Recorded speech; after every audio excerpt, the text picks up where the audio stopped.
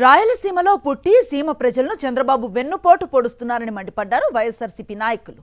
ఎత్తిపోతల ప్రాజెక్టుకు తెలంగాణ అడ్డు చెప్తూ ఉంటే చంద్రబాబు ప్రభుత్వం ఎందుకు మౌనంగా ఉంటోందని ప్రశ్నించారు. తెలంగాణ సీఎం రేవంత్ రెడ్డి చేసిన వ్యాఖ్యలపై చంద్రబాబు ఎందుకు స్పందించడం లేదని ప్రశ్నించారు. ఏ రహస్య ఒప్పందాలతో రాయలసీమ ఎత్తిపోతల పథకాన్ని ఆపారో ప్రజలకు చెప్పాలని డిమాండ్ చేశారు వైఎస్ఆర్సీపీ నాయకులు.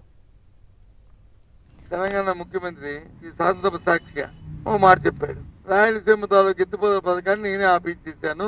నా మాట వచ్చి మా గురువో ఫ్రెండో లేకపోతే సహచరుడో లేకపోతే ఆయన తాలూకా గాడ్ ఫాదరో ఏది వాటర్ మేబీ ఆయనకు ఒక గౌరవమైన వ్యక్తి, ఈయన మీద ఉన్న గౌరవంతో భాష కూడా ఆపేశారని చెప్పారు. ముఖ్యమంత్రి ఏమని ప్రమాణం చేస్తాం మనం? రాగద్వేషాలకు అతీతంగా, తమ భేదాలకు అతీతంగా రాష్ట్ర ప్రయోజనానికి నా సొంత ప్రయోజనాలు పక్కన పెట్టి నా రాష్ట్ర ప్రయోజనాలు కాపాడుకోవడం నా బాధ్యత అని చెప్తాం. మరి దానికి విరుద్ధంగా చేశాడు అన్నప్పుడు ముఖ్యమంత్రి అరుడా అనడా చంద్రబాబు నాయుడు అనేది మీరు తేల్చండి.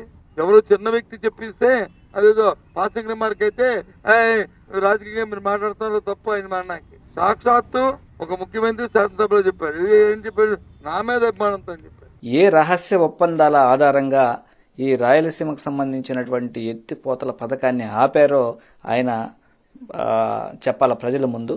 ఫస్ట్ క్షమాపణ చెప్పి తర్వాత ఈ ఎక్స్ప్లెనేషన్ ఇవ్వాలి. రాయలసీమ వాసుగా ఉండి ఇలా రాయలసీమకి ద్రోహం చేయడం అసలు రాయలసీమ ప్రజలు తమ సిగ్గుచేటుగా భావిస్తున్నారు. ఇప్పుడు ఎందుకు ఓట్లేసామా అని. మీ ఆస్తులు కాపాడడం కోసం ఏమన్నా రహస్య మంత్రాలు చేసి ఆ మొత్తంలో భాగంగా ఏమన్నా ఆపారా? లేదంటే ఇక ఏ ప్రయోజనాలు ఆశించి మీరు ఈ పథకాన్ని ఆపారు?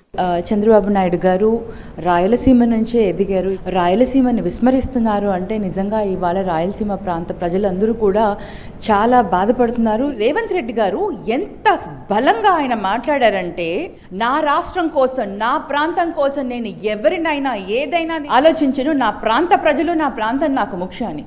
మరి 40 సంవత్సరాల అనుభవం ఉన్న చంద్రబాబు నాయుడు గారికి రాష్ట్ర ప్రజలు గుర్తు రాలేదా?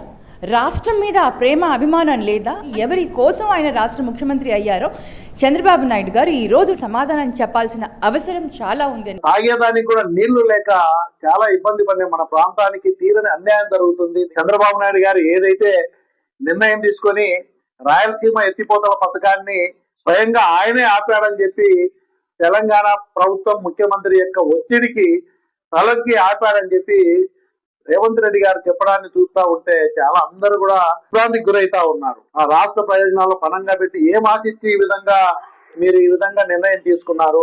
వైఎస్ఆర్ కాంగ్రెస్ పార్టీ తీవ్రంగా వ్యతిరేకిస్తా ఉంది ఈ నిర్ణయాన్ని. చంద్రబాబు నాయుడు గారు రాయలసీమ వాసిగా ఉండి రాయలసీమ ఎత్తిపోతల పథకాన్ని ఈరోజు అడ్డు తగలడం జరుగుతూ ఉంది.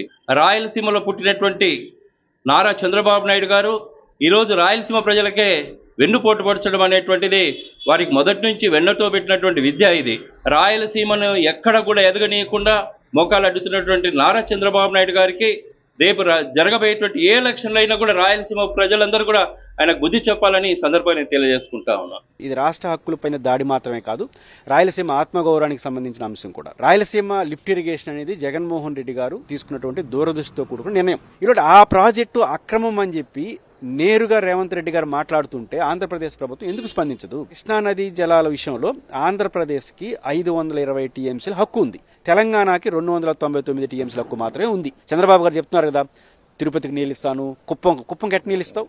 శ్రీశైలం నుంచి ఎగువ భాగాన్ని నుంచి నీళ్లు తీసుకోలే పరిస్థితి, కుప్పంకి నీళ్ళు ఎట్టిస్తావు? దీన్ని అడ్డుకోపోతే మాత్రం రాయలసీమకు చరిత్రలో తెలుగుదేశం పార్టీ తీరని ద్రోహం చేసిన పార్టీగా మిగిలిపోతుంది.